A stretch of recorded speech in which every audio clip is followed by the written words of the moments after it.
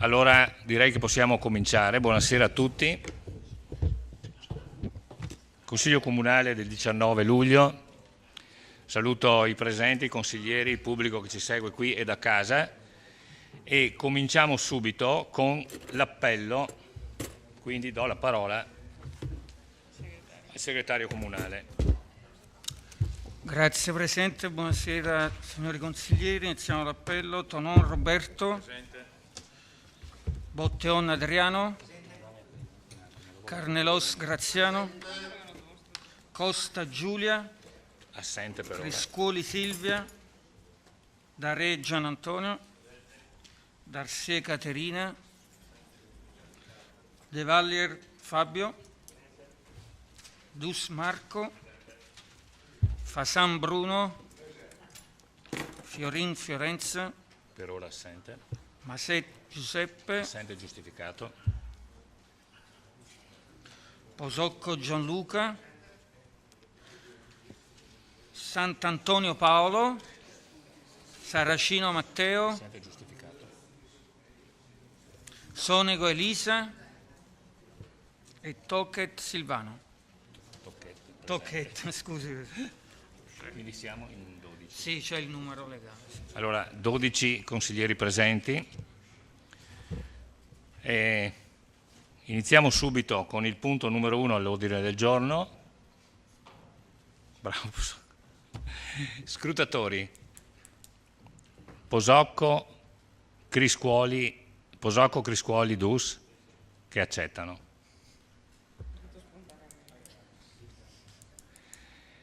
E nelle comunicazioni c'è una breve comunicazione.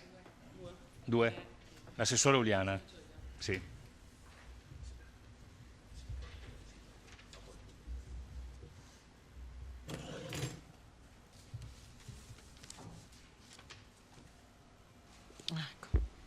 Buonasera a tutti. Volevo ricordare che sabato 21 luglio alle ore 20:45 va in scena al Teatro da Ponte il concerto dell'Orchestra Giovanile Mediterranea. È un concerto che è un evento che travalica, come altri che abbiamo fatto in questo periodo, i confini nazionali, rifacendosi a quello spirito di multiculturalità che già informa tutti gli eventi del centenario.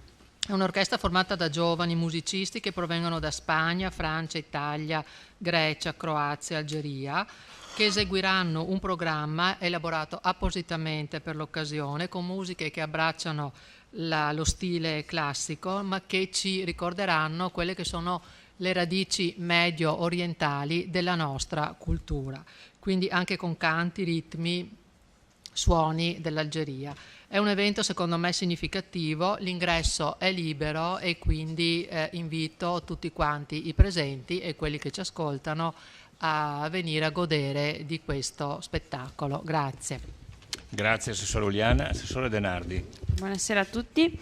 Solo per ricordare che venerdì e sabato 20 e 21 luglio la cooperativa Terra Fertile e l'associazione Settimo Cielo organizzano come ogni anno la raccolta della lavanda a San Giacomo di Veglia, alla quale tutti quanti siamo invitati, e che giovedì 26 luglio alle ore 17:30 al Museo della Battaglia sarà presente il generale Claudio Graziano, capo di Stato Maggiore della Difesa, che dialogherà insieme allo storico Paolo Pozzato, modererà Luca Ginetto della sede RAI del Veneto e presenterà l'ultimo libro fotografico sulla Grande Guerra, edito appunto dallo Stato Maggiore della Difesa. Grazie Assessore. Grazie. E a questo punto sono lietissimo di invitare il dottor Spessotto qui vicino a me. Prego, Vittorino. Direi di fargli anche un applauso perché allora alla fine. E naturalmente do la parola al Sindaco per gli onori di casa, come si fa in queste occasioni. Grazie Presidente, buonasera a tutti. Abbiamo ritenuto in questo primo Consiglio Comunale in cui il nostro segretario comunale non è più formalmente segretario comunale, di invitarlo per un saluto, perché abbiamo lavorato insieme dal mese di settembre del 2014, quindi per quasi 4 anni. Poi è giunto, per sua fortuna, il momento in cui il suo datore di lavoro è diventato l'INPS. Però noi abbiamo ritenuto doveroso ringraziarlo qui in Consiglio Comunale, dove ha prestato la sua opera, oltre che nel vicino municipio, con risultati che la nostra amministrazione ritiene ragguardevoli.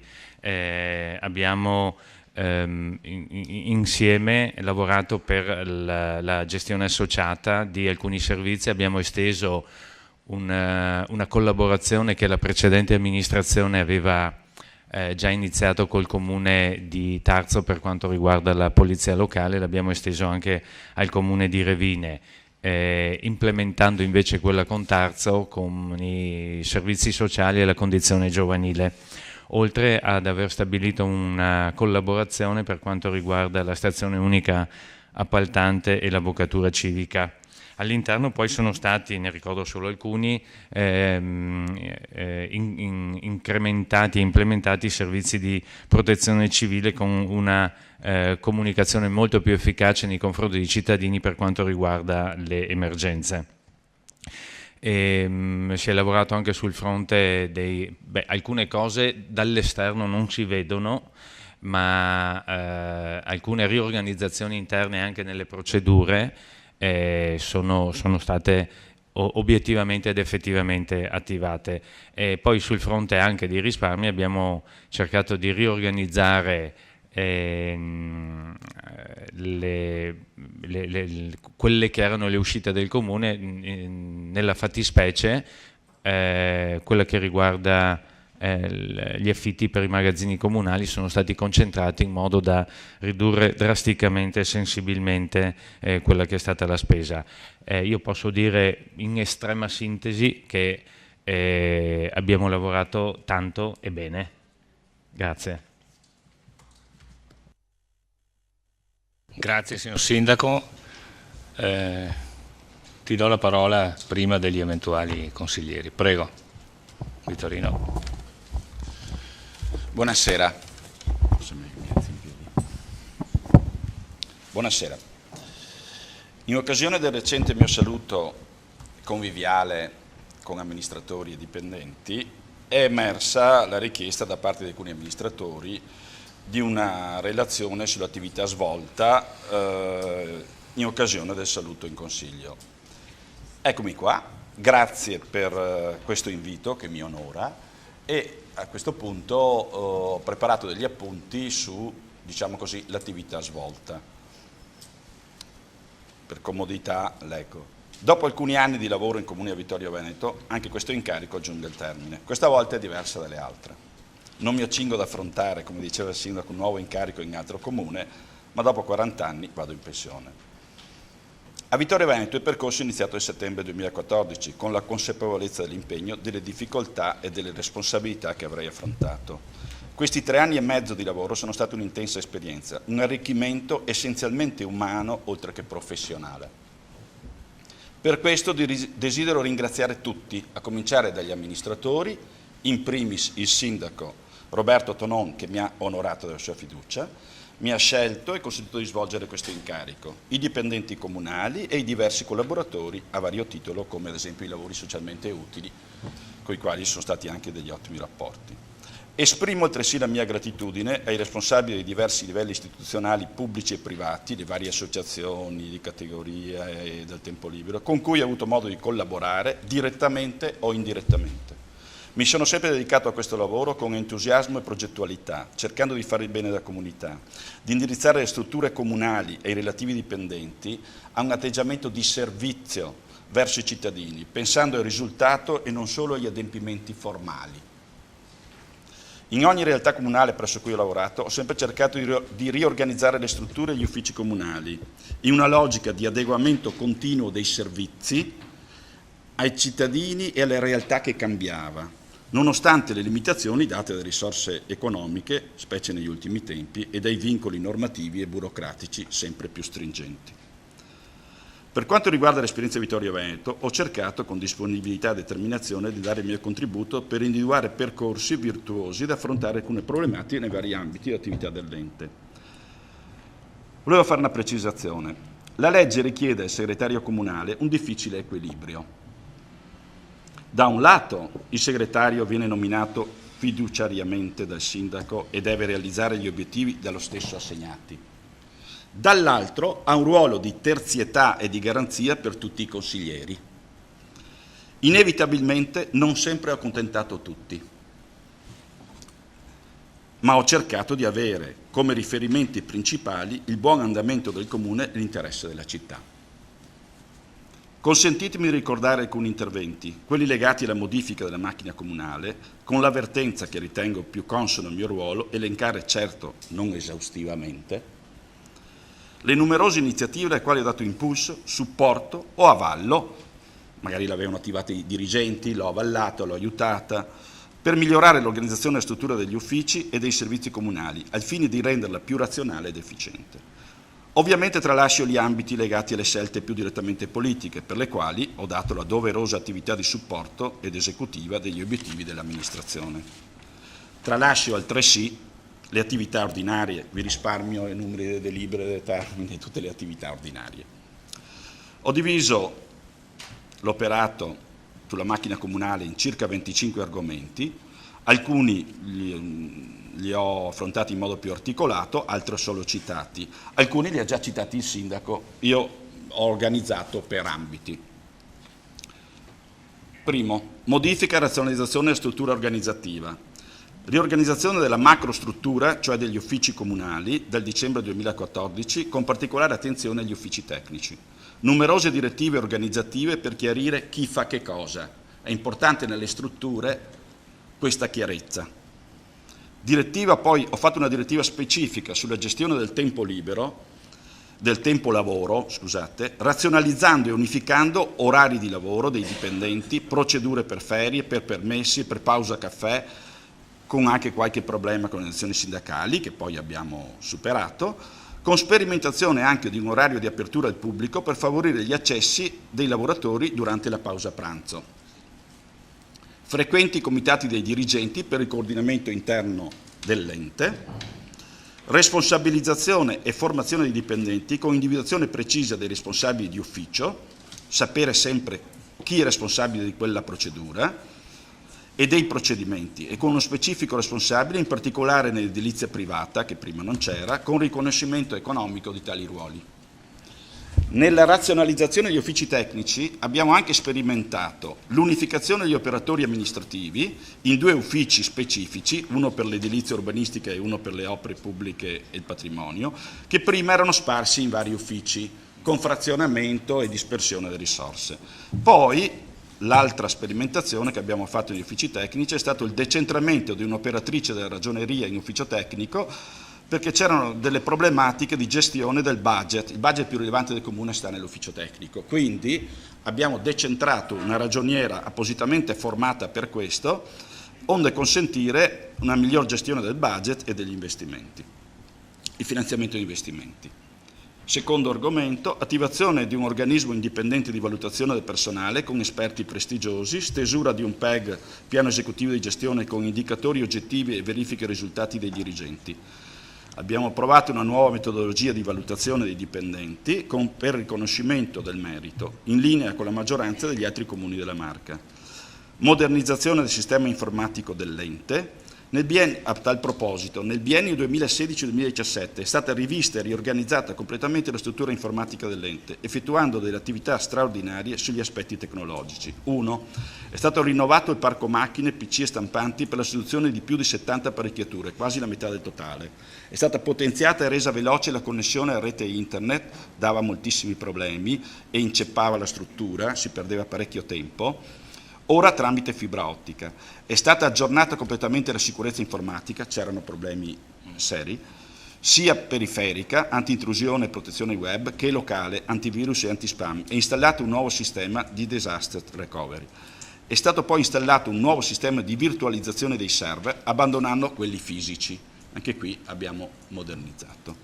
Il tutto ha portato a una maggiore efficienza complessiva dell'intera struttura, è la struttura nervosa dell'ente, la struttura informatica, con benefici in termini di prestazione e di sicurezza da una parte e con miglioramenti gestionali e manutentivi dall'altra.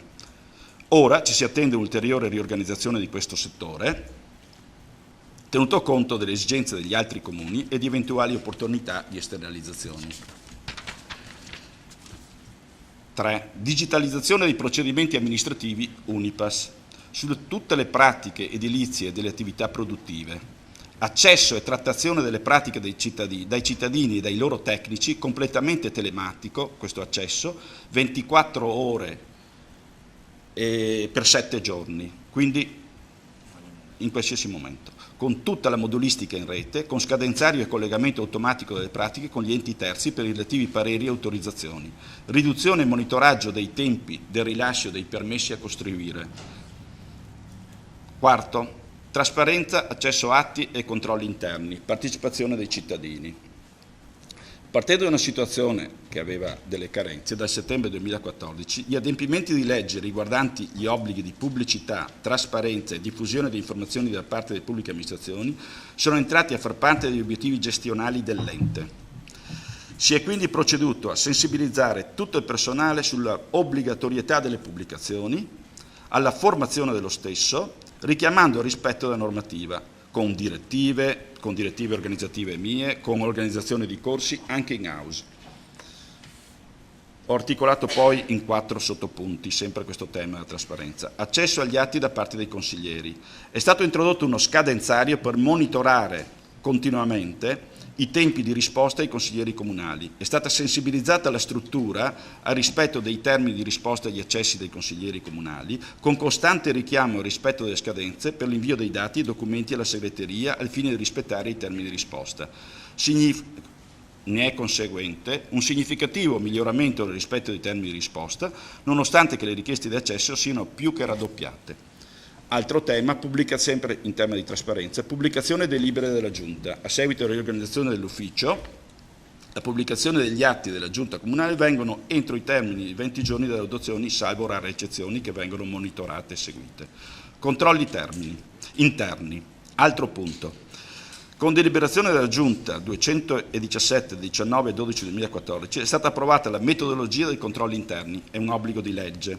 Aveva approvato a suo tempo il Consiglio Comunale, ancora quello precedente, il relativo regolamento, ed è stato dato avvio a una sistematica attività di controllo interno degli atti amministrativi anno per anno, nonché un'attività di controllo sulla qualità dei servizi. Sono stati fatti numerosi questionari sul gradimento dei servizi.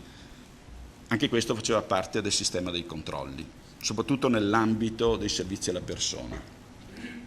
Annualmente sono stati redatti i relativi verbali delle attività di controllo. Altro tema, riorganizzazione di diversi procedimenti conseguenti al ripristino della partecipazione dei cittadini mediante la nuova istituzione dei comitati di quartiere, come voi ben sapete. Punto 5. Modifica della struttura di bilancio e controllo sulle società partecipate. Siamo passati, è stato un lavoro molto consistente, siamo passati da un bilancio comunale di tipo pubblicistico, cioè di competenza, a quello armonizzato, analogo a quello privato, con revisione completa del bilancio. Ahimè, con una riforma purtroppo solo parziale, perché è stato raddoppiato il lavoro invece che un passaggio diretto a un altro sistema. Pulizia straordinaria dei residui di bilancio, questo per disposizione normativa, non per scelta interna, scanso di equivoci. Pulizia straordinaria dei residui di bilancio, cioè di vecchi soldi fermi e non utilizzati ed eliminazione di crediti di difficile esigibilità. Preparazione di 2 piani di razionalizzazione delle società partecipate del Comune, che sono venute in Consiglio Comunale, alienazione della quota della società Trasporti Mesulana con gara, messa in liquidazione della società ATM Servizi, 100% comunale, che in questi giorni è stato fatto anche l'atto notarile, è stato chiuso completamente. Punto 6. Maggiore rapidità dei pagamenti comunali e monitoraggio della tempistica di tutti i pagamenti del Comune. Punto 7. Gestione associata dei servizi con altri comuni, ne faceva cenno prima il sindaco, polizia locale estesa anche a Revine oltre che a Tarzo, servizi sociali estesi anche a Tarzo, costituzione, ed è stato uno sforzo non di poco conto per tutti e due i nostri uffici interni, costituzione ufficio unico avvocatura col comune di Conegliano, costituzione della gestione associata della stazione unica appaltante con Conegliano. Punto 8. Attivazione del servizio di brokeraggio assicurativo dal 2016. 9. Riorganizzazione, gestione amministrativa contabile del consorzio BIM Livenza presieduto dal sindaco di Vittorio. Anche se era in pensione, anche l'altro giorno siamo andati a Magnago per queste problematiche. 10. Riorganizzazione dell'ufficio provveditorato interno, acquisti con maggior ricorso alle gare e indagini di mercato, razionalizzando gli acquisti di cancelleria ottenendo risparmi di spesa. 11. Attivazione generalizzata da parte di tutti gli uffici del mercato elettronico della pubblica amministrazione, cosiddetto MEPA come sigla. 12. Attivazione del contratto loculi in tempo reale allo sportello dello Stato civile, evitando così il cittadino che debba tornare dopo che ha scelto per fare il contratto, eccetera. Viene fatto tutto in tempo reale. Attivazione del servizio centralizzato di gestione sale comunali, prima dovevano andare i vari utenti nei vari uffici, ora è stato centralizzato e così con visibilità anche sul sito web, in modo che ci sia un accesso più immediato e più complessivo. Modifica della sala di rappresentanza, questi sono abbellimenti, vero Assessore Denardi, che ha dato il suo contributo ovviamente. Modifica della sala di rappresentanza resa più accogliente, nobile e funzionale, recuperando degli arredi, soprattutto in funzione del centenario ma non solo, abbiamo recuperato degli arredi e quadri pregiati dai depositi comunali, valorizzandoli quindi anche. Razionalizzazione dello spazio della sala giunta in modo analogo alla sala di rappresentanza. 16. Maggiore sicurezza degli accessi alla sede municipale con installazione e impianto di allarme. E un progetto, solo in parte attuato e in parte finanziato, mi pare che prossimamente debba essere attuato, di miglior utilizzo degli spazi disponibili. Anche lì una razionalizzazione di un palazzo che ha dei limiti anche legati alla sovrintendenza. 17. Polizia locale, riorganizzazione dei servizi interni di protezione civile con attivazione di un moderno sistema di comunicazione per e nelle emergenze, come diceva prima il Sindaco, razionalizzazione procedure amministrative interne e riorganizzazione del lavoro tra uffici e servizi esterni. È stato fatto un grosso lavoro di indagine di tutte le procedure, sono state razionalizzate e riorganizzato proprio semplificato e riorganizzato anche l'utilizzo del personale. Accertamento delle multe via smartphone invece del blocchetto cartaceo, attivando e rendendo molto più economico e celere il servizio della polizia locale con miglioramento del servizio alla cittadinanza immediato. Si evitano anche gli errori delle trasposizioni, eccetera. Dematerializzazione via smartphone di tutte le comunicazioni e dei rapporti di servizio e delle segnalazioni in arrivo dai cittadini. Sempre della polizia locale, potenziamento della videosorveglianza per la sicurezza dei cittadini, con una centrale interna, attivazione del controllo massivo sulle assicurazioni delle auto in strada e sul regolare superamento della revisione. 18. Creazione di un database del patrimonio comunale in accordo con gli inventari dell'ufficio ragioneria, c'erano due distinti con criteri diversi, è stato un lavoro di unificazione per migliorare la gestione del patrimonio e le scelte sulle alienazioni, quindi per rendere migliore le possibilità di scelte delle amministrazioni, poi sul piano delle alienazioni che poi viene portato in Consiglio. Unificazione degli uffici tecnici del quadrilatero con eliminazione di 2 sedi distaccate, Palazzo delle Poste e Torre dell'Orologio.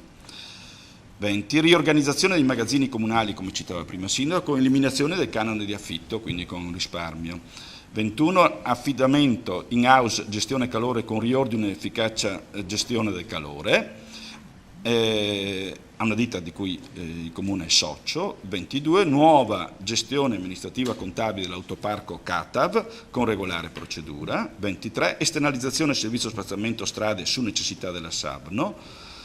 24. Ufficio affari legali. Aveva accumulato un discreto contenzioso.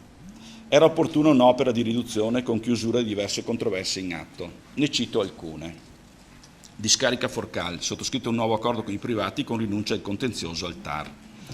C'era un problema di pendenze, di indennità di pretese da parte dei privati. Definizione causa Mognò Domenico e altri, Casagrande e Denardi, per reiterazione vincolo urbanistico per esproprio tra Foro e Sant'Augusta con importo molto inferiore rispetto a quelli richiesti, svincolante o rilevanti somme, risorse quindi in favore del bilancio comunale, perché sapete quando c'è un contenzioso dobbiamo vincolare in bilancio le risorse. Se le definisce a importi molto bassi hai quindi una liberazione di risorse per le necessità dell'ente. Verifica tecnica sui derivati, attivazione contenzioso con banche per rinegoziazione delle condizioni. Chiusura contenzioso per riqualificazione Piazza Marinai d'Italia, il contenzioso dei privati attivato in via stragiudiziale nell'anno 2000 è stato definito con un accordo transattivo. Recupero isoletta di Serravalle dopo ordinanza di sgombero, l'area è ora di pubblico utilizzo. Soluzione del problema delle sepolture nel convento di clausura di San Giacomo. Chiusura a causa Salamon con recupero sia di risorse economiche che di riqualificazione di un'area all'entrata sud della città, che voi conoscerete sicuramente, la Vittoria Alata. Chiusura contenzioso esproprio Bentivoglio, era della fine degli anni 90, è stato chiuso nel gennaio 2015, contenzioso in sede civile per il risarcimento del danno da esproprio, in via trasativa è stato definito. Chiusura contenzioso ex comandante della polizia locale Zoppè,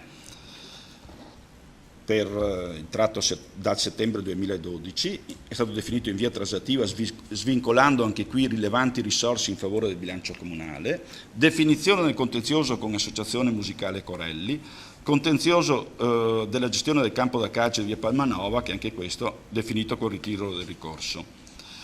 Infine, consentitemi un cenno anche come componente del diritto del Consiglio di amministrazione della Fondazione Minucci, insieme al Sindaco, ho contribuito a una maggior trasparenza dell'ente e una maggior apertura dello stesso verso l'esterno, nonché alla valorizzazione del suo patrimonio. A questo punto, vi ho detto non esaustivo, vi tedio. Chiedo scusa per il lungo, forse un po' noioso elenco dei tentativi di migliorare la macchina comunale. Ritengo un dovere riferire è un vostro diritto essere portati a conoscenza in quanto rappresentanti di tutti i cittadini. Vi ringrazio per la collaborazione e per il lavoro fatto insieme e auguro a tutti un buon lavoro per questa bellissima e nobile città nella quale ho vissuto per 5 anni in gioventù e mi sarebbe piaciuto venire a abitare, ma il destino mi ha portato diversamente. Mai dire mai, ecco.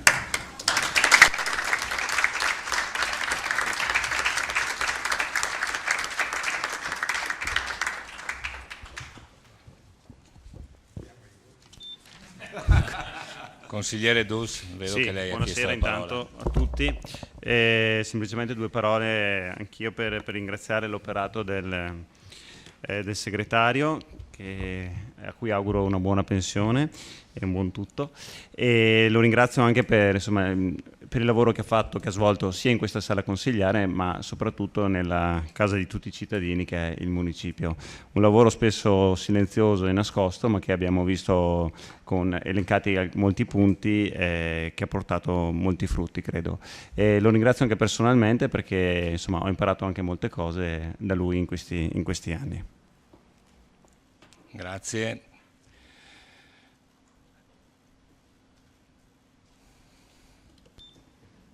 Consigliere Botteon.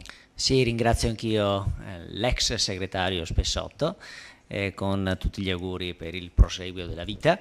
Una sola nota, la ringrazio soprattutto per aver riportato l'equilibrio. Prima all'inizio della sua relazione ha definito la difficoltà del vostro mestiere, ovvero l'equilibrio fra garanzia e supporto però all'amministrazione. Ecco, in precedenza secondo me vi era uno squilibrio abbastanza netto dal lato del supporto all'amministrazione, vi è stato un ritorno all'equilibrio grazie al suo operato, quindi di questo in particolare, oltre alla serie di iniziative elencate in questi 3 anni e mezzo, però soprattutto di questo aspetto che secondo me è fondamentale, la ringrazio. Grazie. Consigliere Darè, prego. Intanto un grazie per il lavoro svolto assieme, naturalmente con le difficoltà, con lunghi consigli comunali, in cui ci siamo con pazienza, lei ha affrontato le nostre diatribe, d'altra parte non finiscono neanche in questo punto, ci sarebbe da ridire, ma andiamo avanti. il nostro è un consiglio comunale, ma lo ha capito anche chi l'ha sostituita, sicuramente un buon banco di prova. Sono stati anni assieme in cui ci siamo confrontati, sicuramente abbiamo gradito per la sua professionalità, ma abbiamo gradito anche la sua pazienza, e per questo come consiglieri noi la ringraziamo del lavoro fatto assieme. Benvenuto tra noi. Quindi, però come diceva l'alpino Salvadoretti, l'alpino non va mai in congedo, e quindi è a disposizione per quella che è la nostra comunità, e a titolo personale di collaboratori con un ruolo di opposizione, con Gianluca Posocco, con Fasan, con il sottoscritto, con Sant'Antonio. Noi avevamo così, so che lei ha una passione che è quella del giardinaggio, e quindi noi pensiamo di rendere utile con un regalo, un pensiero, così quando lo avrà si ricorderà di noi, soprattutto dei lunghi consigli comunali verso le 3 del mattino. Però.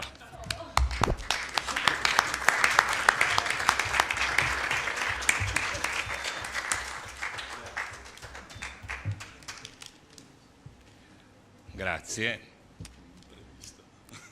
Caro Vittorino,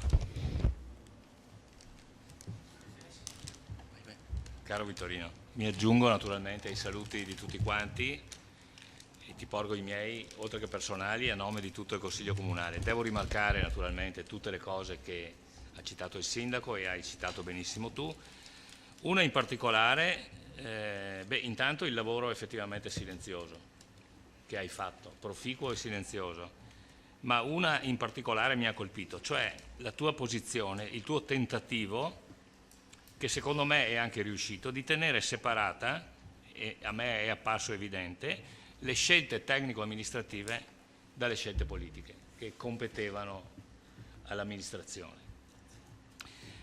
Avrai capito che io sono uno di poche parole, mi piace ascoltare, e ti ho sempre ascoltato, devo dire la verità, con molta attenzione. Ho ascoltato le tue considerazioni e riflessioni sui tanti eventi amministrativi che hanno caratterizzato questi 4 anni di amministrazione. Alcune volte abbiamo avuto opinioni leggermente divergenti, quasi sempre siamo stati, devo dire, in sintonia. Alla fine, nella stragrande maggioranza dei casi in cui non eravamo completamente d'accordo, le tue previsioni si sono sempre rivelate più azzeccate delle mie, e te ne devo dare atto. Poi ci hanno accomunato altre vicende personali. Ti auguro di goderti il tuo meritato riposo, adesso che sei anche un neononno da pochissimo tempo. Per qualsiasi cosa sappi che potrai contare sulla nostra amicizia e stima. Grazie. Grazie.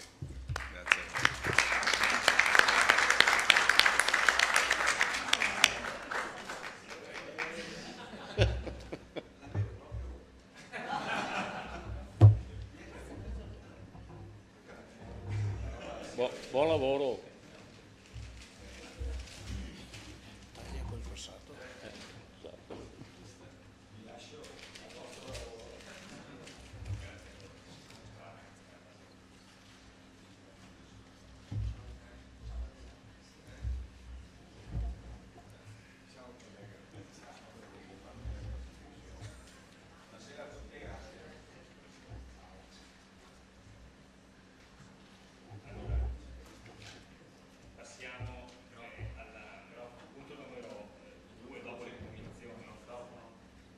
Scusa, passiamo al punto numero 2 all'ordine del giorno, dopo le comunicazioni. Proposta modifiche statuto Asco Holding SPA, determinazioni. La parola al Sindaco Tonò. Grazie Presidente, l'argomento è abbastanza noto perché i giornali ne hanno parlato ripetutamente da parecchi mesi a questa parte. Cerco di riassumere il contenuto della delibera, che è abbastanza corposo. Il 28 settembre dello scorso anno è stata fatta da parte del Consiglio Comunale la ricognizione delle partecipazioni possedute dal Comune ai sensi del decreto legislativo 24, articolo 24 del decreto legislativo 175. La scelta nel merito dell'ASCO operata da questo Consiglio Comunale si declinava in questo modo: in primis fusione con Asco Piave mediante incorporazione di Asco Holding in Asco Piave SPA, quindi la cosiddetta fusione per incorporazione inversa. Per tale effetto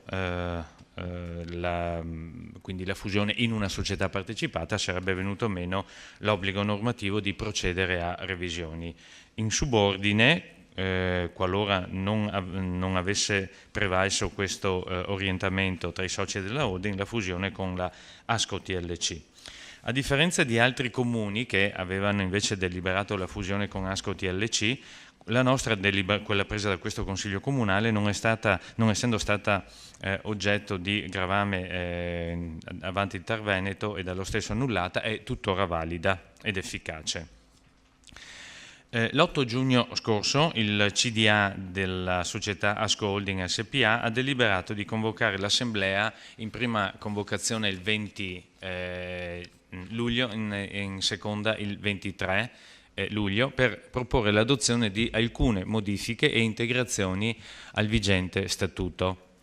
In sostanza si parla di una proposta di modifica dello statuto, di un modello di comunicazione di esercizio del diritto di recesso, relazione di valutazione del capitale redatta dall'advisor KPMG SPA, relazione illustrativa del Consiglio di amministrazione di Asco Holding sulla proposta di modifiche statutarie datata 2 luglio 2018 e simulazione di calcolo delle fonti di finanziamento del valore di liquidazione. Tutta questa documentazione è pervenuta dal CDA di Asco Holding SPA in data 3 luglio. Le proposte per quanto riguarda le modifiche dello statuto sono ovviamente agli atti, ma in sostanza riguardano la durata, il domicilio dei soci, l'oggetto sociale, il capitale sociale, il diritto di recesso e i poteri dell'assemblea e dell'amministrazione, oltre che del collegio sindacale. Per quanto riguarda l'eventuale diritto di recesso, al quale avrebbero diritto i soci che non intendessero votare a favore in sede di assemblea rispetto alla proposta di nuovo statuto. Quindi per quanto riguarda il diritto di recesso, la procedura di recesso, la determinazione del valore di liquidazione e le modalità di corresponsione del valore di liquidazione non sono già ovviamente stabilite e proposte dal CDA, oltre che ovviamente dal codice civile, ma non sono oggetto di questa delibera, in quanto che ovviamente saranno eventualmente adottate, quindi prese in considerazione e votate da questo Consiglio, qualora la proposta di modifica dello statuto in vigore proposta dal CDA dovesse essere approvata dall'Assemblea nelle sedute del 20 o del 23. Appare evidente dalle proposte fatte che le modifiche allo statuto di Asco Holding non vanno nel senso di quanto deliberato da questo Consiglio Comunale.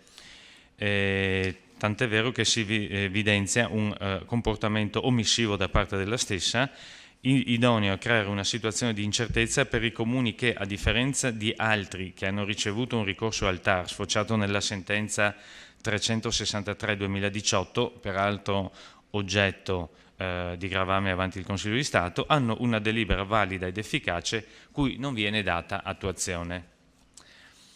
Si ritiene quindi di osservare, per quanto riguarda le modifiche statutarie, quanto vado ad elencare. 1.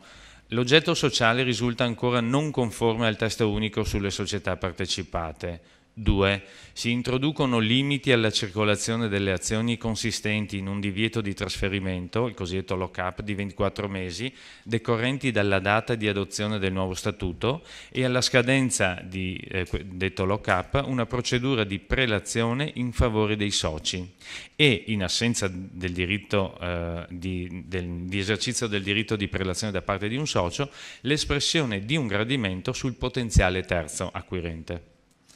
3. Altro elemento di dubbio è il divieto per i comuni di vendere a soggetti terzi privati le proprie partecipazioni quando ne derivi il venir meno della maggioranza pubblica. Non essendo prevista per legge, la nullità di queste alienazioni, la violazione del divieto, non impedirebbe il trasferimento effettivo delle azioni. Le azioni verrebbero comunque trasmesse facendo nascere probabili cause per responsabilità contrattuale da parte di Asco Holding verso il socio pubblico che alieni a terzi. 4. Altro elemento di perplessità sotto il profilo finanziario sorge dal divieto di alienare privati, cosa che potrebbe comportare un deprezzamento del valore delle partecipazioni stesse. Riducendo infatti i possibili acquirenti ai soli soggetti pubblici, che debbono ovviamente rispettare i limiti previsti dal decreto legislativo 175 del 2016, si potrebbe non riuscire a trovare acquirenti e ciò comporterebbe una perdita del valore della partecipazione. Da tale clausola potrebbe scaturire una responsabilità contabile dell'ente. In ragione di quanto esposto, non essendovi i presupposti per il Comune di formulare alcuna coerente valutazione in ordine alle modifiche proposte rispetto a quanto approvato con la richiamata deliberazione consigliare 37-2017, quella che abbiamo fatto nel settembre scorso, la proposta è quella di dare mandato al sottoscritto o un suo delegato di esprimere una posizione di astensione nel corso dell'imminente assemblea di Asco Holding. Poi, come ho ricordato prima, qualora i soci di Asco Holding che non concorrano all'adozione della delibera assembleare di approvazione delle modifiche statutarie, in quanto contrari o astenuti, hanno diritto, ai sensi del secondo comma dell'articolo 2437 lettere A e B del Codice Civile, di esercitare il diritto di recesso nel termine di 15 giorni dall'iscrizione nel registro delle imprese della relativa delibera per tutte o parte delle proprie azioni sulla base del valore di liquidazione unitario pari a euro 3,75. Grazie. Grazie, signor Sindaco. A questo punto è aperto il dibattito. No, chiedo scusa. Prego. No, mi sono scordato. Dopo che è stata presentata ovviamente e resa nota ai consiglieri comunali per la convocazione di questa sera questa proposta di delibera, sono pervenute a questo comune e a tutti i comuni soci una diffida, una denuncia da parte di alcuni comuni, denuncia di gravi irregolarità nella gestione compiuta dal CDA della società Asco Holding e un ricorso ex articolo 2409 presentato appunto da questi comuni con diffida a non deliberare la modifica dello statuto di Asco Holding nel senso prospettato dal CDA in data 2/7 e comunicato ai soci in data 5/7.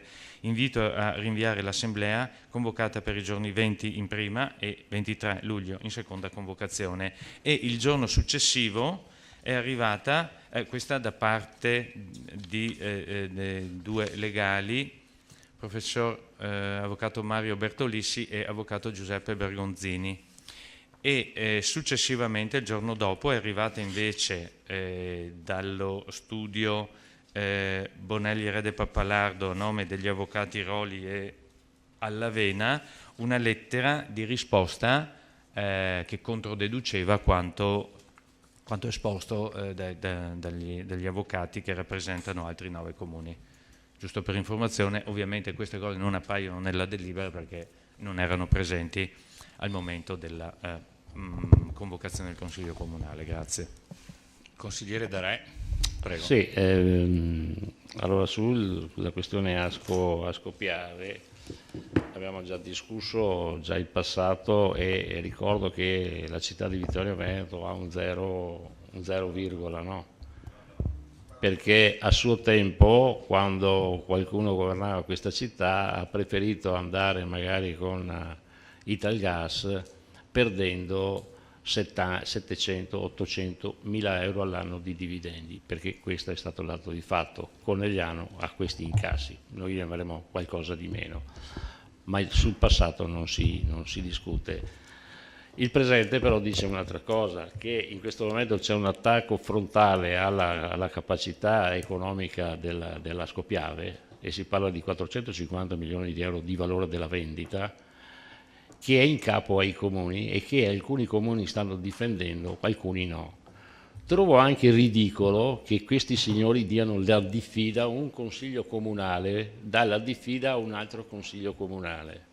A quale titolo? A quale titolo? Mi chiedo, il comune di Cison di Valmarino, per non parlare di Follina o parlare magari, perché questi sono i nomi, o di Santa Lucia di Piave o di Breda di Piave, voglio ricordare, lei ha fatto un nome, ha detto un numero adesso, 3,75 il valore delle quote. Sa quanto le ha vendute questi signori? Le hanno vendute a 2 qualcosa, rimettendoci ciascuno 3, 400, 500 mila euro. E questi vengono a fare la difesa a questo consiglio comunale, al di là del consiglio comunale di destra, di sinistra, di maggioranza o di opposizione, se ne stiano zitti.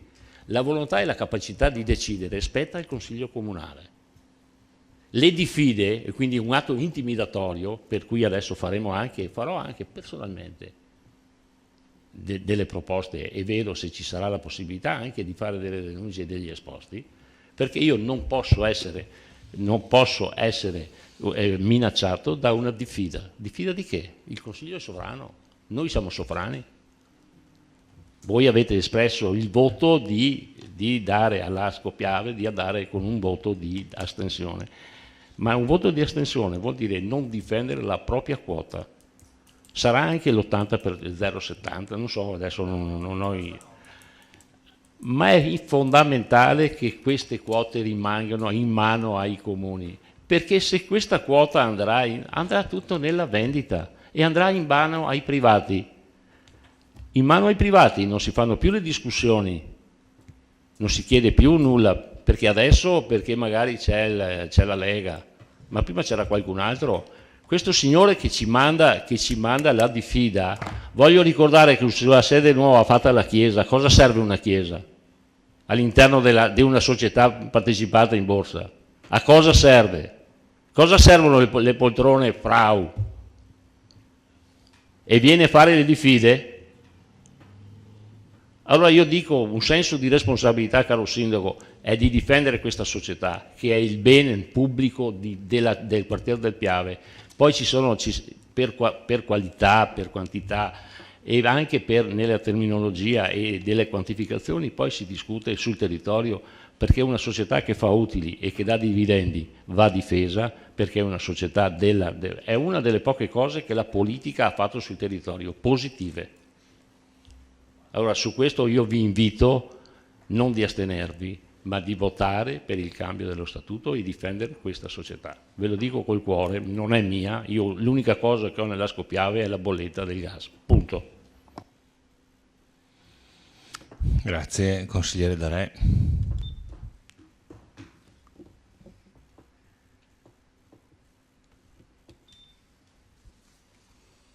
Consigliere Carnelos. Sì. L'argomento di questa sera è un argomento difficilissimo e già dai nomi che il sindaco ha letto, Studio Bonelli Erede, Bertolissi, professore universitario a Padova, qui si è scatenata una guerra finanziaria terribile attorno ad Asco Holding e ad Asco Piave. È giusto perché poi noi dimentichiamo cercare di fare un po' di cronistoria, perché vedete il punto a cui siamo arrivati, ci siamo arrivati perché ormai forse un ventennio che si è celebrato e autocelebrato il sovranismo e il sovranismo municipale portato agli estremi limiti. Perché qui tutto nasce, ha ragione Darè quando dice che era un valore, il valore pubblico che Asco Holding e Asco Piave avevano. Il vulnus, ricordiamoci, è stato dato da dei comuni.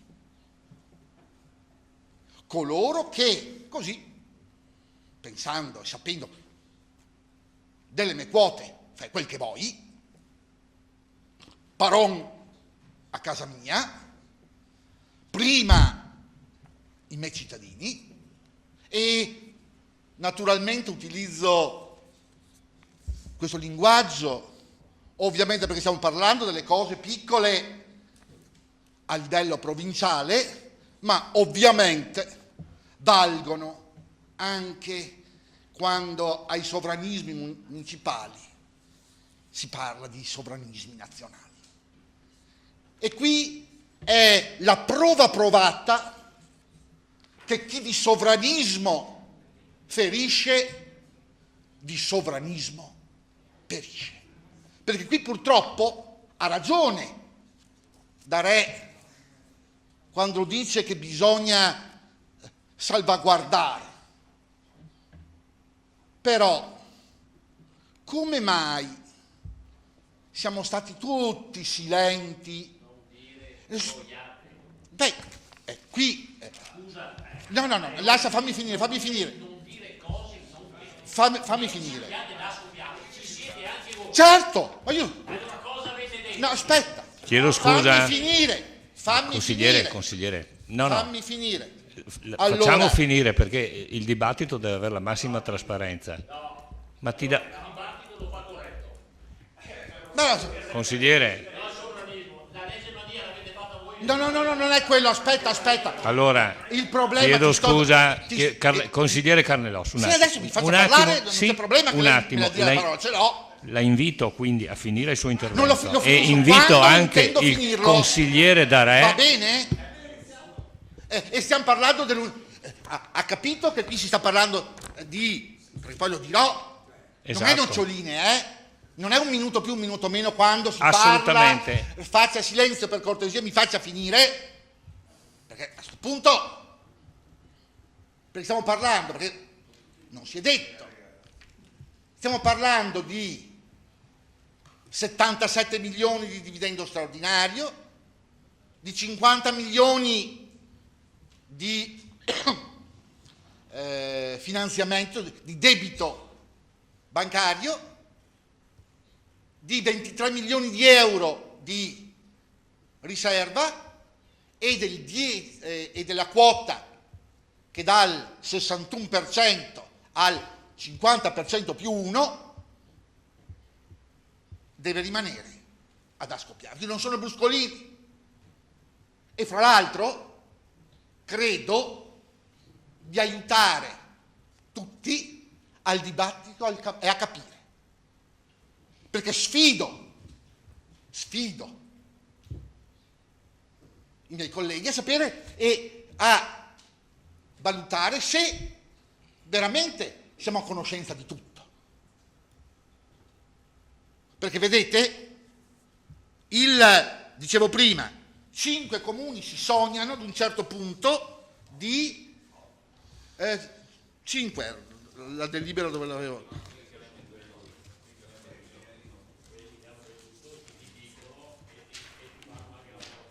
Certo, allora l'avevo qua, aspetti. Cosa? Allora, i comuni, ma vede lì, glielo dicevo prima, la ragione per cui noi oggi non possiamo dare pieno voto favorevole è perché all'epoca, quando purtroppo quei 5 comuni, Breda, Pieve di Soligo, Santa Lucia di Piave, Follina e Cison, la data è 2012, il 26 di gennaio, vendono le loro quote a euro 2,235 euro. Oggi, non mi aspetti perché è davvero singolare, sapete, per farvi capire come la finanza davvero gira e rigira i numeri. Perché sa chi ha fatto quella valutazione di 2,23? Vuole saperlo?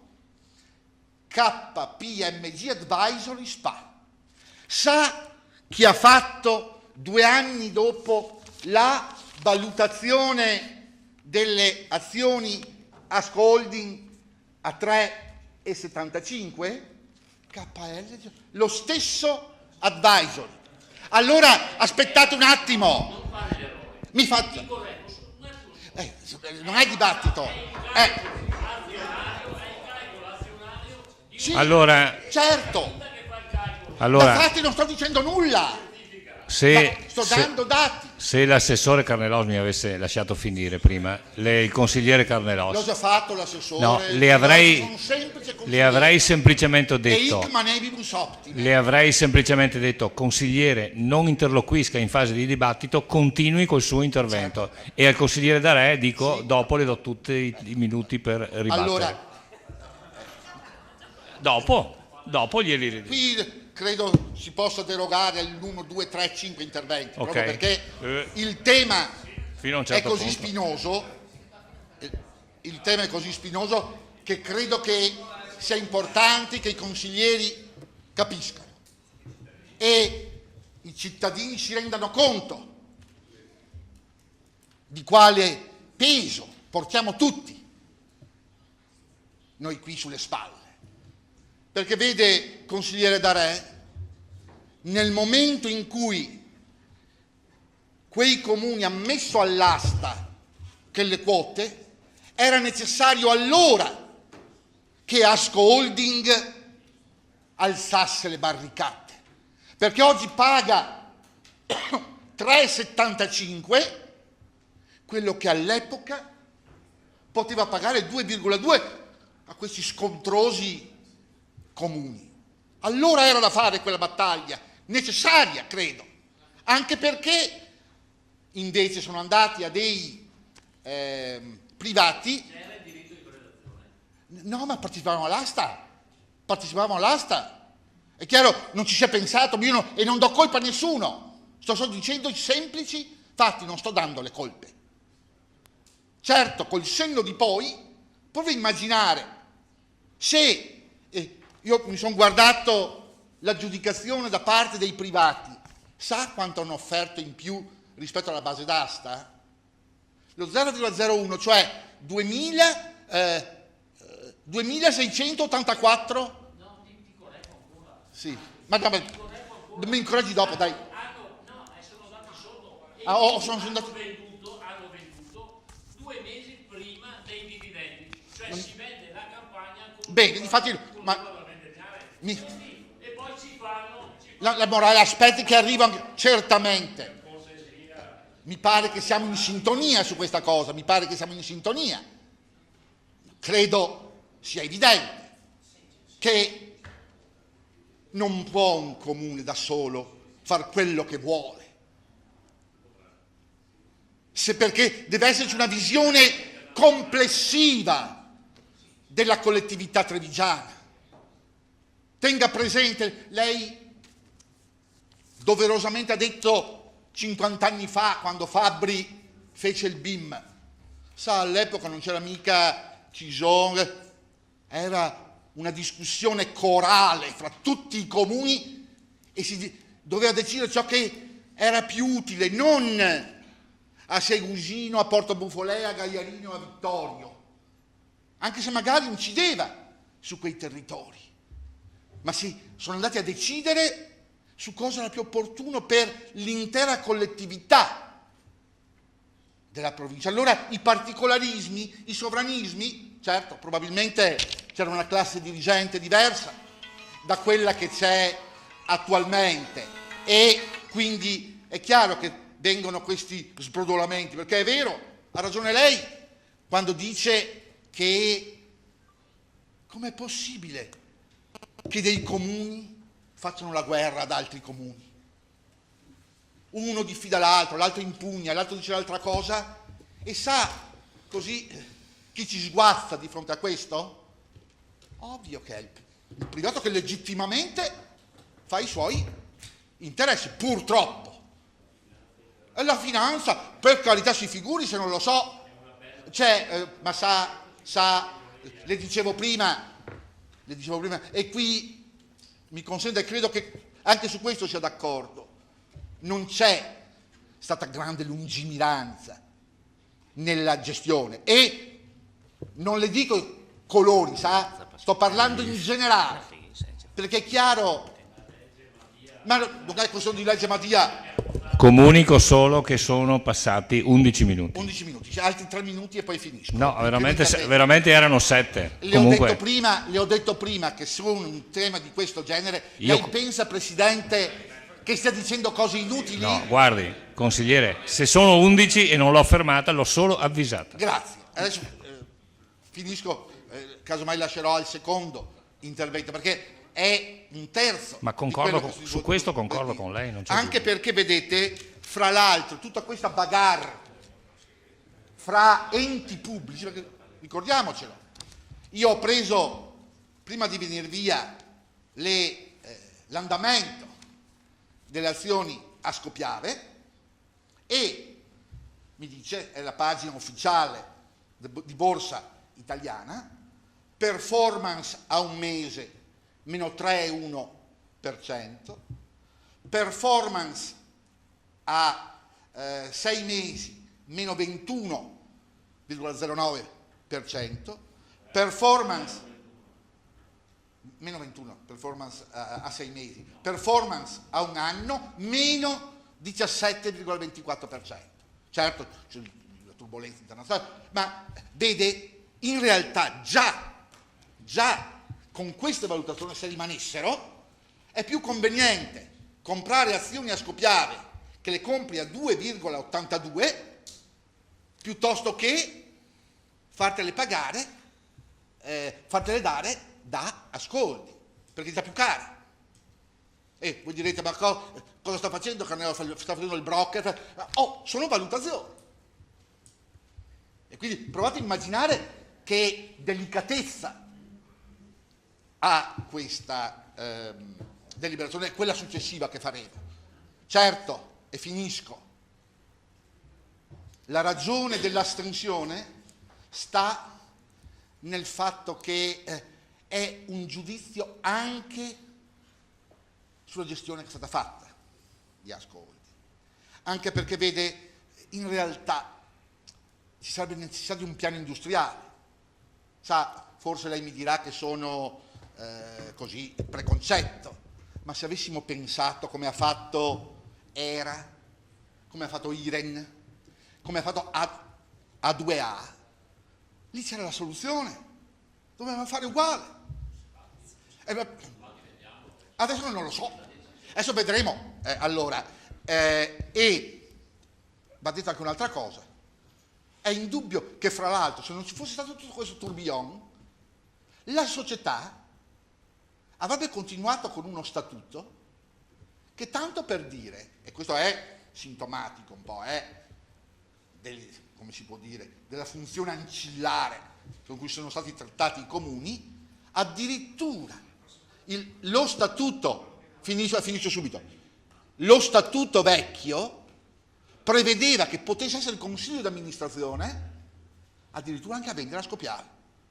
Certo che l'articolo attuale è migliore, ma ci sono voluti... La invito a concludere. Grazie. Concludo per questo intervento, dopo... Grazie. Dirò il resto. Altri consiglieri? Ci sono altri interventi? Consigliere Botteon, prego.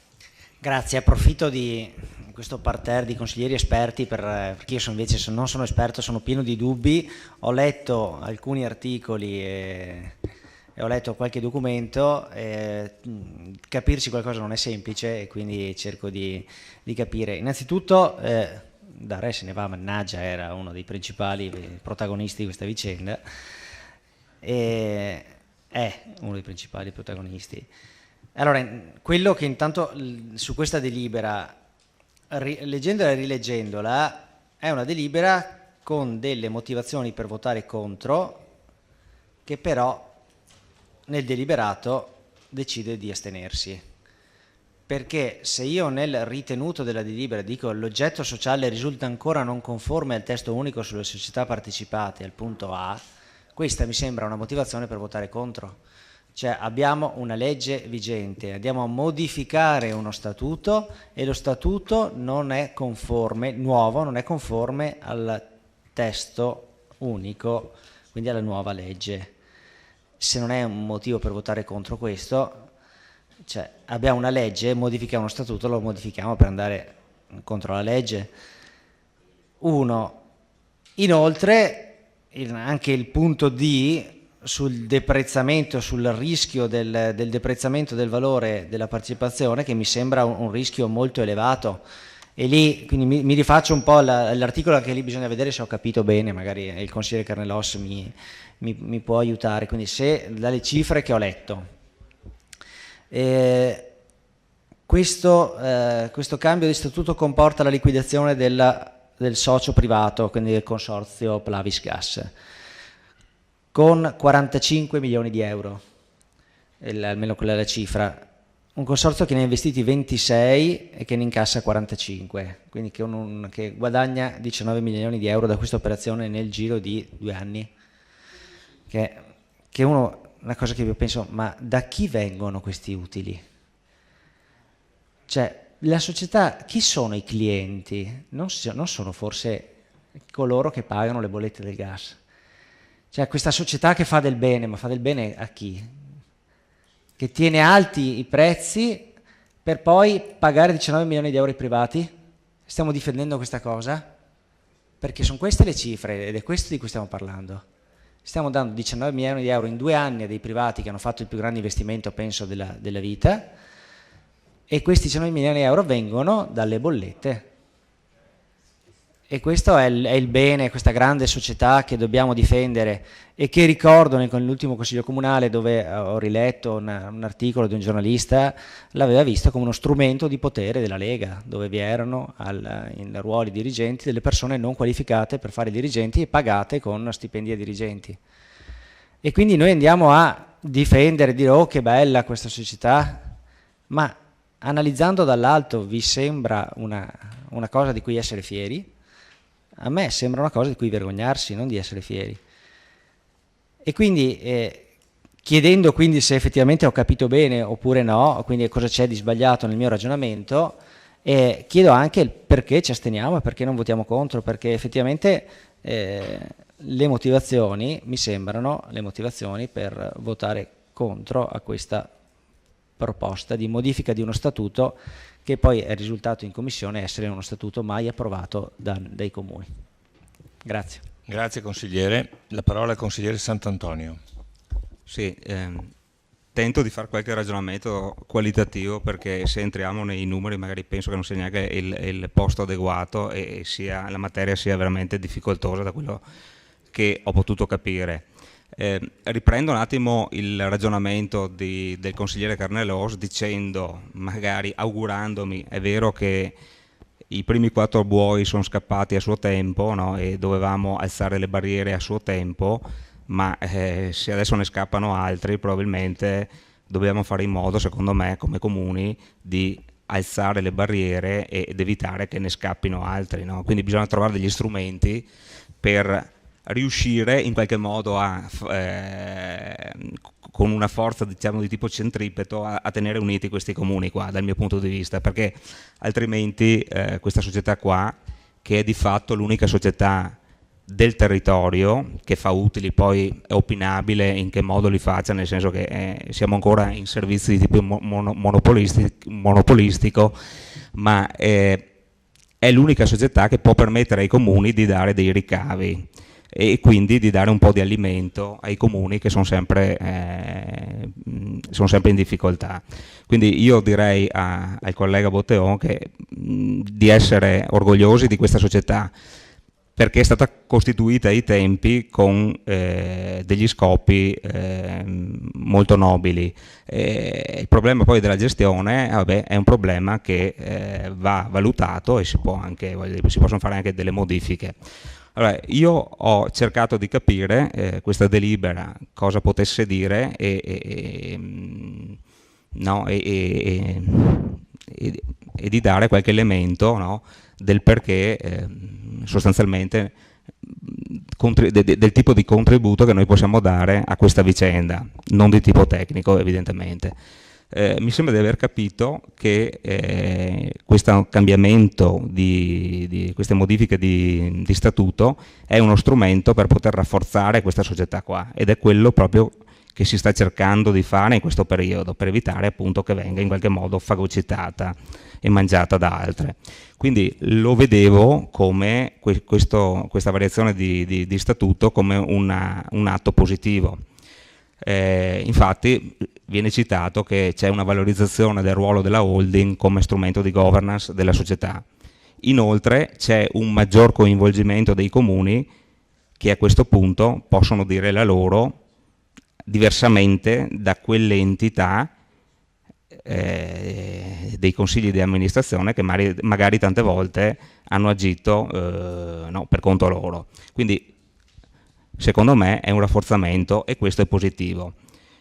Si cerca di dare più che altro una rilevanza pubblica alla società piuttosto che privata, e questo dovrebbe solo far piacere anche, voglio dire, alla parte della maggioranza, perché quando, e poi io sono anche abbastanza d'accordo su quando si parla di asset, dei beni strumentali dello Stato, che ci deve essere una maggior partecipazione e un maggior controllo dello Stato, cioè quando si parla di autostrade, di reti di trasferimento del gas, di telecomunicazioni e cose di questo genere qua, dal mio punto di vista è fondamentale che lo Stato ci sia, altrimenti si finisce come tantissime grosse società che abbiamo visto in questi anni, dopo gli anni 90, in cui ci sono state le privatizzazioni, che sono andate in mano a degli speculatori. E qua entra,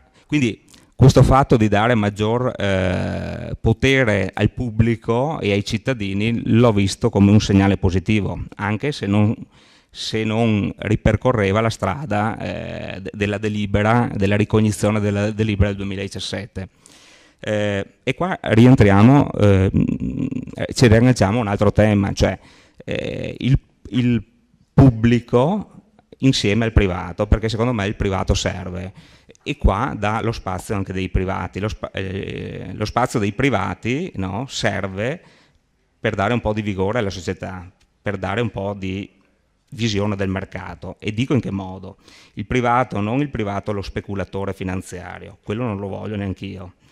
Vorrei un privato, no, assieme al pubblico, che avesse una visione di tipo industriale, cioè un privato che avesse fatto, e ce ne sono, che avesse una visione di tipo industriale, come diceva lei.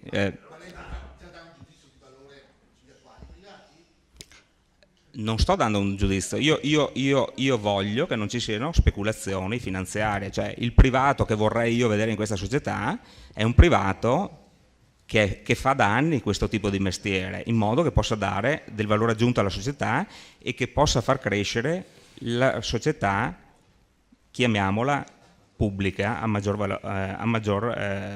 valore pubblico. Ecco, questo è il privato che vorrei vedere. Così si eviterebbero quelle spiacevoli speculazioni finanziarie che poi, caro collega Botteon, sono quelle quelle che pesano sulle tasche dei cittadini, perché evidentemente quei milioni di cui parlava lei sono milioni che arrivano dalle bollette del gas e non da altro. La stessa cosa, no? Queste speculazioni finanziarie, io le chiamo, dei privati, vanno un po' anche a braccetto con operazioni di tipo fatte in modo un po' così rocambolesco dei comuni che hanno venduto a suo tempo, quando effettivamente se avessero mantenuto in questo momento avrebbero potuto realizzare di più, ma l'obiettivo non è quello di realizzare di più, ma rimanere all'interno di questa società che produce utili e produce ricavi per i comuni che ne hanno bisogno. Ecco, concludo, perché altrimenti vado lungo, con una domanda. È singolare dal mio punto di vista la presa di posizione dell'astensione, sindaco, se mi ascolta un attimo così dopo, dell'astensione, perché a parte quello che diceva Botteon, che dalle premesse si dedurrebbe più un voto contrario, vabbè, ma ho immaginato l'astensione è una forma di prendere un po' di tempo per capire cosa succederà. Però io vorrei capire già cosa succederà negli eventi, no? Negli eventi da qua, dal 23, dove c'è il Consiglio di amministrazione, dopo il Consiglio di amministrazione, e quale pongo la domanda. Avete già pensato, cioè questa incertezza che deriva dall'astensione, è un'incertezza relativa a cosa si farà delle quote del Comune di Vittorio Veneto, cioè che fine faranno? Avete già un'idea di cosa fare con le quote del Comune di Vittorio Veneto? Cioè strategicamente, aspetta un attimo, strategicamente, no, vabbè, nel migliore dei casi sì, nel peggiore magari la giunta. Dico, la strategia, avete già una forma di strategia in mente per l'utilizzo di queste quote? Cioè, le teniamo, rimaniamo dentro la barca, avete intenzione di venderle? Come abbiamo sentito dire qualche consiglio fa, così, anche in modo magari un po'... Ecco, questa era la mia domanda al sindaco. Grazie. Grazie consigliere, e adesso do la parola al consigliere De Valliere. Sì, buonasera.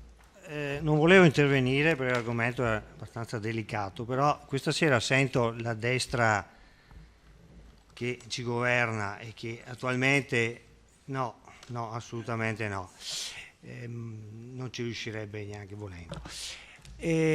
No, dico la destra che ci governa a Roma e che qui è minoranza, propugnare lo statalismo. E da un esponente di Forza Italia questo proprio mi lascia un attimo esterrefatto in sostanza. Cioè capire che nel 2018 forse lo statalismo non è la cosa più pratica e più efficiente di governo dell'azione pubblica nel controllo dell'economia mi sembra una cosa un po' strana in sostanza. Vedo che l'Alitalia si appresta a ritornare pubblica, insomma abbiamo pagato a più non posso ormai debiti all'Italia e abbiamo tentato di venderla, ma niente da fare, torneremo pubblici e torneremo probabilmente poi a subirci debiti e quant'altro, no? Che adesso però si arrivi anche all'Ascopiave a dire che deve essere in qualche parte statalizzata, e questo è il concetto, mi sembra una cosa balzana.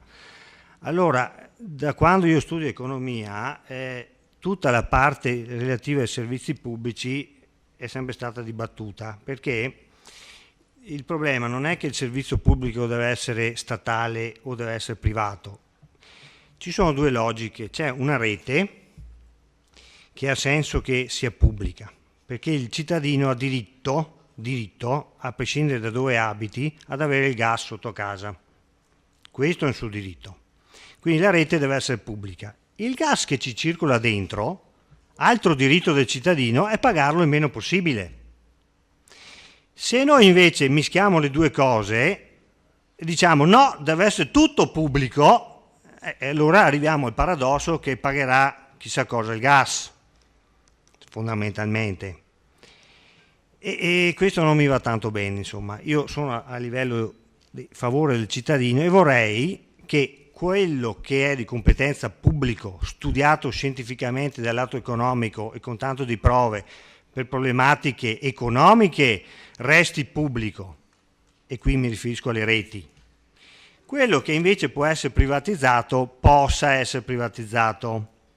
L'Ascopiave attuale è un misto, come purtroppo lo è stato la Telecom, che è stata privatizzata, compresa la rete, e alcune cose si va da una parte, alcune cose si va dall'altra.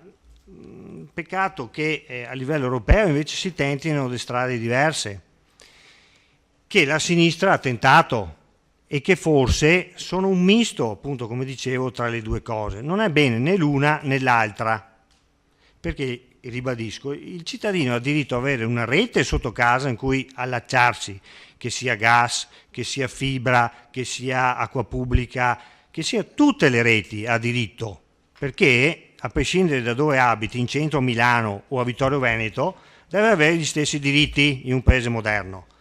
Però deve pagarla poco sta cosa, e quindi deve entrarci il mercato, e il mercato sfrutta le reti pubbliche facendo il miglior costo possibile. Questo è l'efficienza del mercato. Il mercato è questo, altrimenti siamo dei statalisti. Grazie. Grazie consigliere. Il consigliere Dus. Sì, volume altissimo. Credo che su questa vicenda di Asco Holding, vabbè, tanto ringrazio i colleghi che mi hanno preceduto per aver delineato qual è stato l'escursus storico. La domanda, cioè l'osservazione che faceva il consigliere Botteon secondo me era molto appropriata e ne aggiungerei un'altra se posso. E cioè mi piacerebbe chiedere ai consiglieri dei comuni che hanno fatto ricorso, diciamo a quelli usciti, mi piacerebbe chiedere ai cittadini di quei comuni se loro hanno preferito i vantaggi tratti dalla vendita delle quote o invece il fatto che il comune si fosse trattenuto le quote. Insomma, con i soldi che i comuni con i quali i comuni hanno venduto le quote, che poi sono finiti nella città, è stato un vantaggio per il cittadino oppure no? Ad esempio io so che a Pieve di Soligo, dove hanno venduto le quote, è stato realizzato un palazzetto dello sport. Ora si dice effettivamente che però il comune di Pieve di Soligo non detiene più queste quote, quindi non può più ricevere degli introiti annualmente, però intanto i cittadini riescono a toccare con mano il prodotto della vendita di queste quote. E quindi alla domanda del consigliere Sant'Antonio, voi cosa farete? Beh, innanzitutto bisognerà vedere come va l'assemblea. E finché non sappiamo quali sono gli esiti dell'assemblea non possiamo pronunciarci. Da qui nasce anche l'idea dell'astensione. Astensione che deriva anche dal fatto che non c'è una strategia all'interno che almeno a conoscenza dei consiglieri, una strategia che è stata espletata, una strategia che è stata spiegata ai consiglieri e quindi c'è un problema di metodo. Prima, visto che tutti i comuni partecipano, molti comuni partecipano alla holding, prima si spiega la strategia a tutti i comuni e poi insieme si decide che strada intraprendere. Non che alcuni decidono la strategia, la tengono nascosta e poi fanno la proposta. No, scusate un attimo. Prima mi spiegate dove volete portare la società, prima mi spiegate quali sono le idee sulla vostra società e poi insieme decidiamo. E questo processo è mancato. Per cui io non credo che, e come me non credo che neanche gli altri consiglieri possano dire che ci sono state queste gravi negligenze sulla gestione della società. Però nella fase finale, in questa fase qui, in questi ultimi mesi, molti dei comuni sono all'oscuro di dove si sta portando questa società, che è una società di tutti. Ed è un problema di metodo. Allora, ripeto, se si lavora insieme, se tutti i comuni partecipano a questa società, è giusto che tutti i comuni sappiano dove questa società sta andando. In questo momento non lo sappiamo, per cui credo sia sbagliato dire che bocciamo completamente la proposta, come credo sia sbagliato approvare questa proposta. Credo che una soluzione più ragionevole sia dire al nostro sindaco: vai in assemblea, ascolta quello che ti viene riferito e poi e pertanto ti astieni al voto in assemblea, poi torni in consiglio e in consiglio valutiamo. Noi democraticamente scegliamo questa strada. Grazie consigliere. C'è moltissima, intanto ringrazio i consiglieri che sono emerse tantissimi aspetti, quindi io chiuderei il primo giro e darei, se è d'accordo, la parola al sindaco per le numerose risposte. Sì, grazie Presidente. In realtà le due principali risposte le ha già date il capogruppo Dus. Se posso aggiungo per il consigliere Botteon un commento alla sua valutazione, sul quale posso dire il suo ragionamento non fa una grinza, nel senso che siamo chiamati a votare questo. Aggiungo solo questo però, che l'attuale, come abbiamo rilevato anche in commissione, l'attuale statuto non è stato approvato dai consigli comunali. Nemmeno questo, pur essendo ovviamente valido e legittimo quando è entrato in vigore, diciamo così, oggi con la Madia non è più consono, non rispetta più i canoni della legge, quindi potrebbe sembrare quasi che votando contro dica mi va bene lo statuto che è in corso. No, neanche quello. Quindi in questo senso l'astensione è in qualche modo un commento di non va bene quel che c'è e non va bene neanche quello che ci state proponendo. E poi per quanto quello che ha detto Sant'Antonio, mi pare che questa sera sia convocato il Consiglio Comunale che deve votare. Non so se sia il migliore dei casi, come ha detto lei, perché la Giunta su questo non si è neanche mai espressa, però lei è liberissimo di tenersi le sue valutazioni sulle quali non concordo per nulla. Grazie. Formalmente apriamo il secondo giro, se ci sono altri interventi. Do ancora la parola ai consiglieri.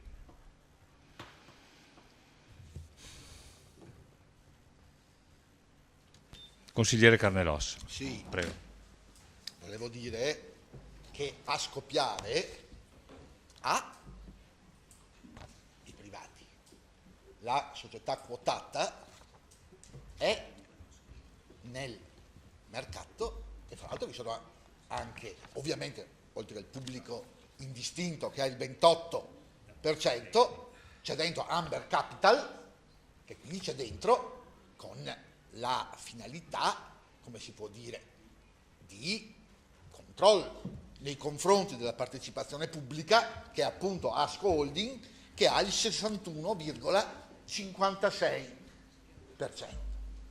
Va detto anche qui, per incidence, come lo statuto vecchio, l'ho saputo in questi giorni, in realtà provate a pensare che anche la decisione di mettere sul mercato una parte di azioni Asco Piave all'epoca, io mi ricordo quella volta era un'offerta pubblica di vendita e le avevo comprate anch'io, perché il lotto minimo era di 3.000 euro e dopo, se lo conservavi per un anno, avevi il 10% delle azioni in più.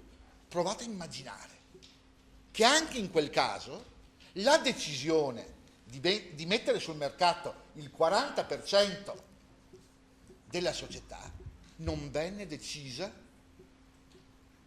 dai consigli comunali, che col senno di poi, se ci pensate, è davvero un obbrobrio, che lo statuto vecchio consentiva. Siamo fatte e disfatte. Ecco, come diceva il sindaco, la ragione per cui effettivamente nemmeno questo statuto può, quello attualmente vigente, che noi non abbiamo approvato peraltro, non può esserci.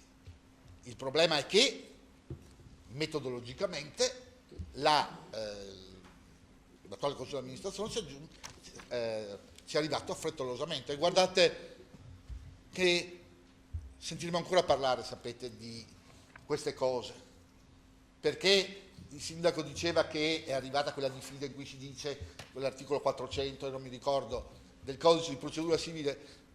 Io non escludo che prima del 23, voi sapete quando ci si mettono le toghe da una parte e dall'altra, le guerre, i gueron che salta fuori. Io fra l'altro immagino già che qualsiasi sia poi la decisione, vedrete se la battaglia non si sposterà da Asco Holding a Asco Piave. Nel senso che, così la mia idea, sapete, un po' di finanza mi piace, io ho la sensazione che con i soldi di liquidazione di Asco, delle azioni Asco Holding, qualche privato corsaro si voglia rafforzare in Asco Piave, che chiunque, sono azioni che chiunque può comprare perché sono sul mercato. E fra l'altro, voi direte per quale motivo? Approfittando di una cosa, del fatto che comunque, è vero, il pubblico conserverà il controllo nella ipotesi se va come il Consiglio di amministrazione vuole, ma non più col 61,56%, ma col 50% e un'azione. Quindi è effettivamente uno stravolgimento generale. E fra l'altro qui spero che anche in questi pochi giorni arrivi un piano industriale. Perché questa è stata una delle ragioni, qui lei dirà, ed è, come si può dire, una motivazione politica di questa parte. Non c'è stato un piano e non c'è. È vero, ho letto estemporaneamente in questo ultimo periodo qualche intervista in cui si paventava l'aggregazione con Verona e Vicenza, ora che peraltro i colori si sono amalgamati, con una particolarità però, qui bisogna stare attenti, perché attualmente le municipalizzate, ovviamente lì al 100% del comune di Vicenza e del comune di Verona, sono separate, sono piene di debiti. Ed è chiaro che potrebbe esserci la battaglia, al limite si sposterà sul fatto che le quote che Asco Holding liquida, che quindi saranno azioni proprie, probabilmente verranno scambiate, se questo è il progetto industriale, ma lo vorrei sentire, verranno scambiate con azioni AMGA, non mi ricordo come si chiama, quella di Verona e di Vicenza, ma sono decotte, bisogna stare attenti che non ci sia un depauperamento, perché anche lì un conto è se ci dicessero, perché di quelle azioni proprie di cui Asco Holding diventa titolare, così a me è venuto in mente che potrebbe essere invece di scambio, potrebbero essere distribuite pro quota ai soci rimasti. Adesso sono soldi di tutti, ma credo abbiate capito che, come si può dire, sono strategie finanziarie che vorrei, sapete, ma voi sapete già, forse voi e anche il pubblico mi considera già troppo illuso, ma di queste cose non ne deve parlare solo il Milano Finanza o le pagine finanziarie del Corriere della Sera.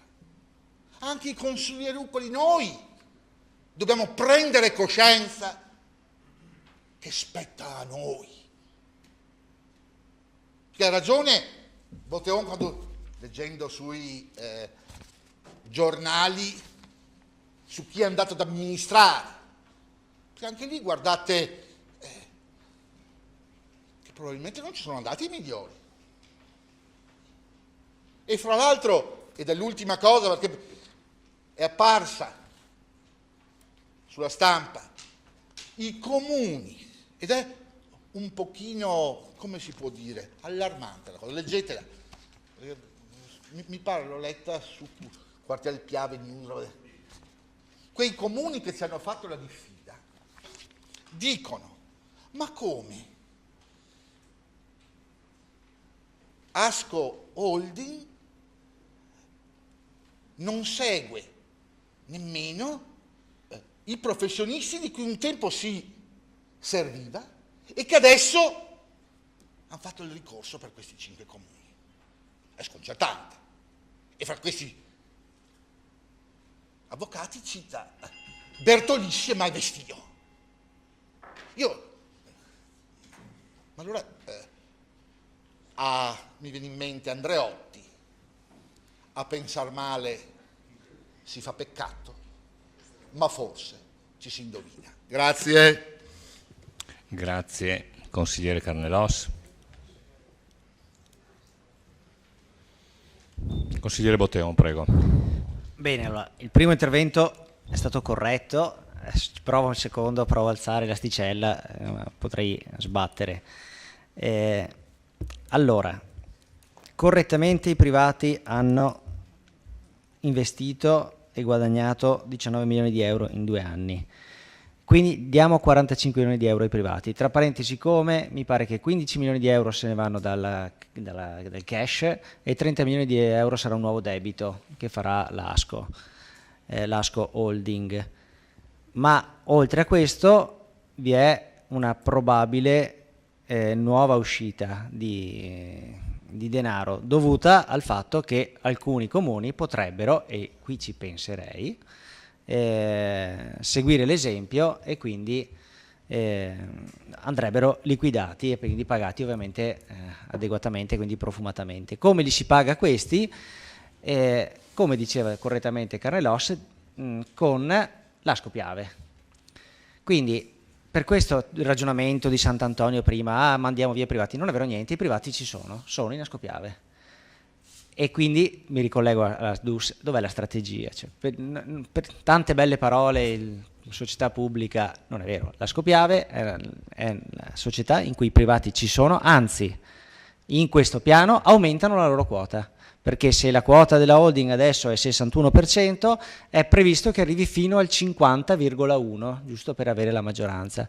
E quindi abbiamo il quadro probabilissimo definito da Carnelos del privato che vende in cassa 19 milioni di euro, con una parte di quelli rientra dalla finestra in Ascopiave e aumenta la propria...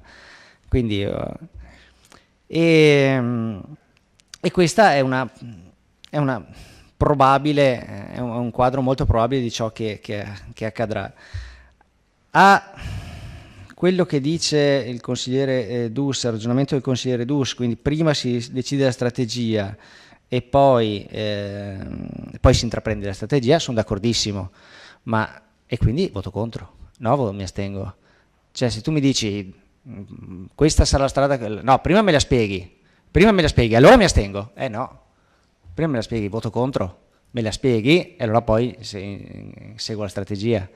Astenersi non è un segno di forza, di protesta contro una decisione, è un segno di debolezza, secondo me. Diverso invece il ragionamento del sindaco, dice che siccome non c'è uno statuto, allora votare contro vuol dire un po' delicato e sinceramente faccio fatica anch'io a entrare in questo tipo di ragionamento. Ma resta intanto la sensazione, quindi questa è una società che specula sul gas, quindi tiene alte le bollette e su questi e poi dà ai comuni. Siamo contenti di questo, è come potremmo fare lo stesso ragionamento, penso analogo sulla Vittorio Servizi, sui farmaci, quindi facciamo pagare parecchio i farmaci, ci guadagniamo un sacco e così il comune ha molti. Per fortuna in quel settore c'è anche il privato. Qui invece è un po' più monopolistico rispetto, anche se che sta cambiando. Però a Vittorio Veneto, quindi parlando di farmacie, non possiamo fare questo ragionamento perché ci sono le farmacie private. E quindi se tenere alti i prezzi dei farmaci vuol dire avere le persone che vanno dai privati e quindi non è un ragionamento percorribile. Però è speculare, quindi è una società che noi teniamo con orgoglio in piedi per far pagare più le tasse a noi stessi, sì, le tasse, le bollette a noi stessi, per poi essere felici di avere soldi da investire a livello comunale. Quindi è una tassa. Sinceramente io non mi sento affatto orgoglioso di partecipare a questa società in queste modalità e anche con tutto il retroscena politici del Consiglio di amministrazione scelto come è stato scelto, come viene gestito dalla Lega Nord e purtroppo anche con delle partecipazioni del Partito Democratico importanti. E perciò io valuterei, come detto prima, la fuoriuscita. Grazie consigliere Botteon. Bene, a questo punto vedo che esce un attimo. Esce il consigliere Posocco. E nominiamo scrutatore o Fasango o Sant'Antonio. Sant'Antonio accetta? No, esce. Fasan? E quindi scrutatore Botteon. Scrutatore Botteon. Scrutatori Botteon, Dus e Criscuoli. Bene. Il numero legale c'è. 1, 2, 3, 4, 5, 6, 7, 8, 9, 10. Sì. Bene, a questo punto Se non ci sono dichiarazioni di voto, io metto in votazione. Sì, no, sì, se posso un una chiarimento cosa. del sindaco. No, prego. chiarimento. Concordo con buona parte rispetto a quello che ha detto il consigliere Botteon, però rispetto alle farmacie una puntualizzazione che buona parte dei farmaci hanno prezzo imposto. Cioè che, no, nel senso che si compri dal privato o dal pubblico non cambia niente, e buona parte degli utili è fatta su prodotti non farmaceutici, quindi per fortuna, dico, da questo punto di vista. Sul resto, posso dire, ahimè, sono d'accordo con lei.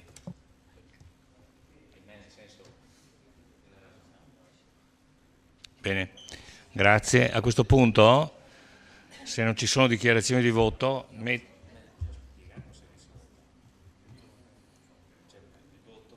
allora, la delibera testuali parole dice di dare atto che le premesse fanno parte integrante e sostanziale della motivazione, di autorizzare il sindaco o suo delegato in qualità di legale rappresentante a intervenire in nome e per conto del comune nell'assemblea di Asco Holding convocata per il 20 e per il 23 in prima e seconda convocazione, per proporre l'adozione di alcune modifiche e integrazioni al vigente statuto e di esprimere una posizione di astensione sulla proposta.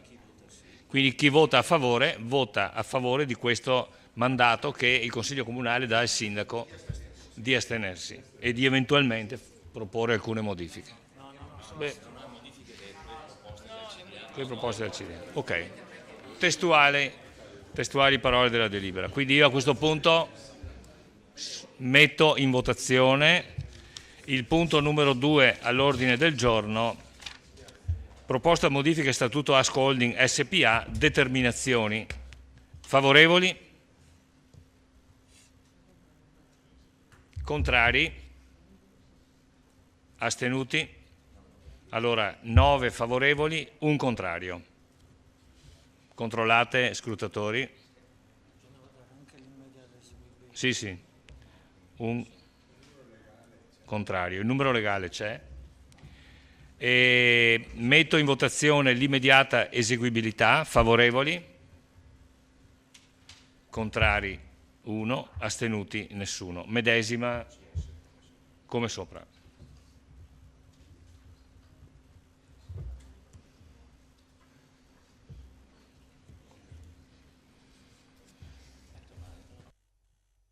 Rientrano i consiglieri? No, a questo punto ci sarebbe il punto. No, abbiamo deciso. Sì, no. Non abbiamo deciso. A questo punto, esatto, no, lo stavo dicendo, ma allora, in riunione di capigruppo rientra il consigliere 11, 12 consiglieri presenti, non rientra Fasan in questo momento, siamo in 12 consiglieri presenti.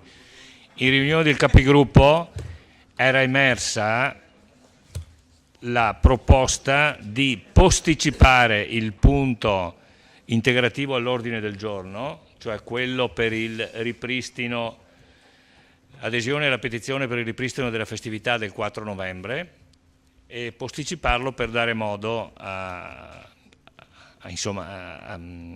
consiglieri, a chi vuole, di documentarsi e assumere una posizione un po' più consapevole. Quindi io a questo punto, a termini di regolamento, articolo 50, devo mettere in votazione questa proposta. Consigliere Dus vuole spiegare, vuole dire 2 parole? Mettiamo ai voti direttamente? Sì, sono d'accordo nel posticipare la trattazione del punto all'ordine del giorno. Le ringrazio. Io lei. A questo punto metto in votazione la decisione di posticipare il punto all'ordine del giorno. Favorevoli? Contrari? Astenuti? Un astenuto. Quindi 11 favorevoli, 1, 2, 3, 4, 5, 6, 7, 8, 9, 10, 11 favorevoli, un astenuto.